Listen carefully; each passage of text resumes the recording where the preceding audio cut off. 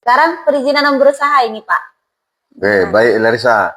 Kalau untuk perizinan non berusaha itu yang dikelola oleh DPM PTSP Kabupaten Asahan itu sebenarnya perizinan terkait dengan izin praktik tenaga kesehatan dan tenaga medis. Kemudian perizinan sektor pendidikan, yaitu izin penyelenggaraan satuan pendidikan. Ya, dalam istilah kita sekarang izin operasional sekolah seperti itu. Jadi ada dua, dia izin praktek tenaga kesehatan, izin praktek tenaga medis, dan izin penyelenggaraan satuan pendidikan. Apa itu tenaga medis dan tenaga kesehatan? Jadi Sapa MPP sekalian, jadi ada perbedaan. Undang-Undang Nomor 17 Tahun 2023 tentang kesehatan itu tenaga medis itu dibedakan dengan tenaga kesehatan. Jadi tenaga kesehatan bukan tenaga medis bukan tenaga kesehatan. Kalau tenaga medis itu adalah dokter gigi, ya ini dokter umum, praktek dokter umum, dokter spesialis itu adalah tenaga medis. Kalau tenaga kesehatan seperti contohnya bidan, perawat, apoteker seperti itu. Jadi seluruh perizinan izin praktik tadi untuk berpraktik tenaga medis dan kesehatan itu harus ada namanya surat izin SIP, surat izin praktik namanya, untuk melakukan kegiatan keprofesionalan dia. Nah, untuk agar nanti pada saat dia melakukan praktik itu nanti punya legalitas. Nah, gimana Sapa MPP? Udah mulai ngerti kan perizinan berusaha? Untuk lebih ngertinya lagi nih, Pak, persyaratan dan prosesnya apa aja nih, Pak? Baik Larissa, kalau untuk proses di perizinan non berusaha tadi itu diproses melalui aplikasi Si Cantik Cloud. Sampai MPP sekalian, kalau ingin untuk mendapatkan proses perizinan non berusaha tadi, boleh secara online juga melalui aplikasi Si Cantik Cloud. Boleh juga datang langsung ke Gerai 22 di MPP. Untuk syarat-syaratnya sebenarnya hampir sama, tapi ada tambahan-tambahan yang lain khusus untuk tenaga medis, SIP tadi, SIP tenaga medis dan tenaga kesehatan itu salah yang paling utama ya nomor induk kependudukan ya, seperti KTP ya, kartu identitas. Kemudian ada yang lebih khusus, dia harus punya surat tanda register. Nah, surat tanda register ini diterbitkan oleh Konsil Kesehatan Indonesia, yang juga diproses melalui secara online.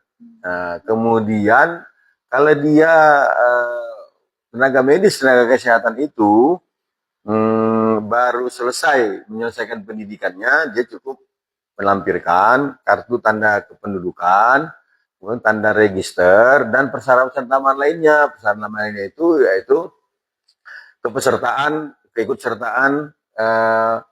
BPJS Kesehatan dan BPJS Ketenagakerjaan. Kemudian ada bukti pembayaran pajak bumi dan bangunan, lunas bukti pajak bumi bangunan di tahun berjalan, seperti itu.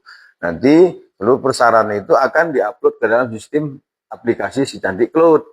Setelah diproses di Si Cantik Cloud, nanti ada namanya OPD teknis sebagai tim teknis yang nanti yang menilai apakah permohonan untuk SIP ini layak untuk diterbitkan. Setelah mereka menerbitkan berita acara layak untuk diterbitkan SIP-nya, barulah DPM PTSP menerbitkan surat izin praktek tenaga medis dan tenaga kesehatan tadi.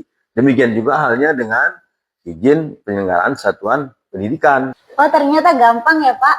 Ya benar Larissa, kalau persyaratannya lengkap bisa langsung diproses. Kalau menurut berdasarkan SOP yang ada pada kita, persyaratan lengkap itu akan bisa terbit dalam waktu 7 hari. Oh, 7 hari aja nih Sapa MPP. Ya. Ada satu lagi nih Pak yang belum kita bahas nih Pak, non perizinan. Oh iya benar, non perizinan. Jadi untuk non perizinan ini itu dalam bentuk surat atau rekomendasi. Contohnya non perizinan yang diterbitkan oleh DPM PTSP Kabupaten Asahan itu salah satunya ialah surat keterangan penelitian. Jadi surat keterangan penelitian itu diperlukan oleh perseorangan atau badan usaha yang akan melaksanakan penelitian di wilayah Kabupaten Asahan. Jadi harus ada surat keterangan penelitiannya. Namun untuk surat keterangan penelitian ini tidak diperlukan untuk katakanlah mahasiswa tugas akhir. Nah, itu tidak termasuk. Kemudian ada satu lagi terkait dengan surat non perizinan tadi, yaitu surat terdaftar penyihat tradisional STPT, surat tanda terdaftar penyihat tradisional. Jadi ini tidak termasuk kategori perizinan. Perizinan ini termasuk kategori non perizinan. Jadi penyihat tradisional itu akan melakukan praktik itu harus memiliki surat terdaftar penyihat tradisional. Contohnya apa itu? STPT STPT ini seperti tukang urut tradisional, ada tukang jamu, seperti itu. Jadi dia harus memiliki STPT untuk melakukan kegiatannya dan hanya untuk perseorangan. Kalau dia nanti lebih dari satu orang yang memiliki STPT pada suatu tempat, dia nanti harus memiliki kejujuran berusaha lagi.